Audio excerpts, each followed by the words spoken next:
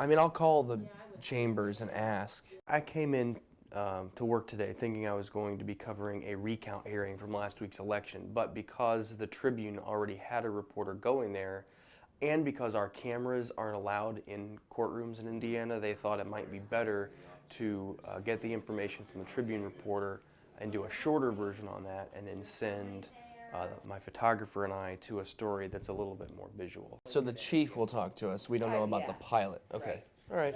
Today our story was about an emergency landing at Southwest Michigan Regional Airport.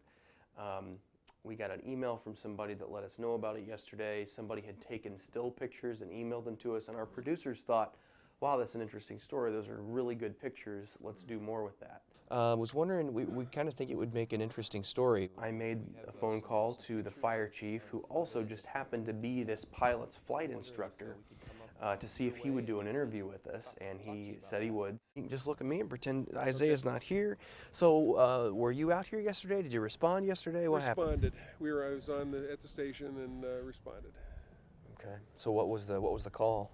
The call was first. It was a little casual because my relationship. The airport secretary called me and said there was an issue with the aircraft. He told me that the pilot kind of had backed out of the interview. The pilot was, I don't know whether he was shy or just didn't have time. But that's something we deal with all the time. You know, ideally you want the perfect story, but because of the time constraints we're working in, we just have to basically take what we get and make the best of what we get. I'm Dustin Grove with how the pilot was able to stay cool and calm for the emergency landing.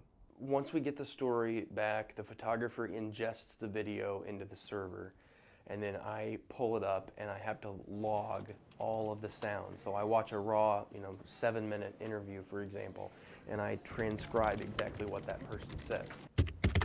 As soon as he saw all the red lights on the field, he went ahead and set up for another approach, and we staged in front of Whirlpool.